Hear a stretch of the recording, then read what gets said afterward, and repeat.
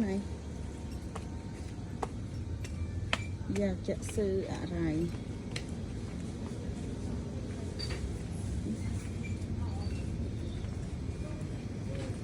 เดินดีๆมั้ยชื่อไอ้เก๋ชื่อจอย ชื่อนังการไอ้มันชื่อดังได้สุดๆเป็นชื่อเอาอะไรครับเนี่ยของบ้านเนี่ย ช่วงอะไรนั่งโอ้วันติ้นนั่งอ่ะไมโล บ้าน ชาไทย20 บาทเราไม่เหมือนจะเคยลง ชูชีโร่bạch viên ấy cho nên là đến bên nhau ai tim nữa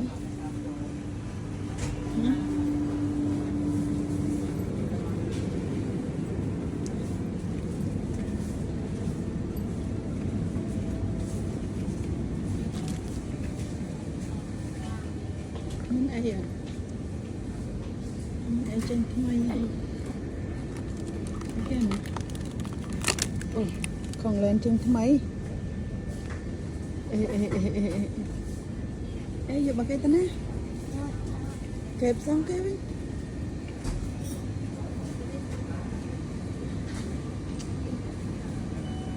kẹpเอาไปเก็บดิดิอะไรไม่รู้ของเล่น49 บาทเฮ้ยเฮ้ยแต่ยายติมอ่ะ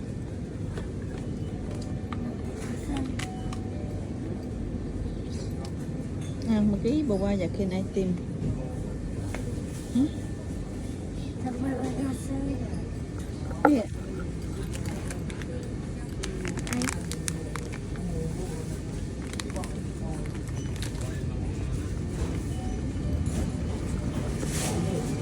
แต่ยายติมเอ๊ะเอ๊ะวะ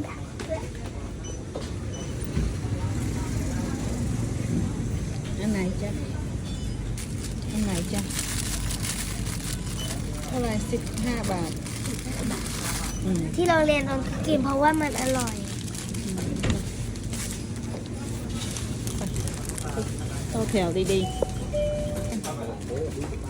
ต่อแถวดีๆน้ำตาล11น้ำตาล11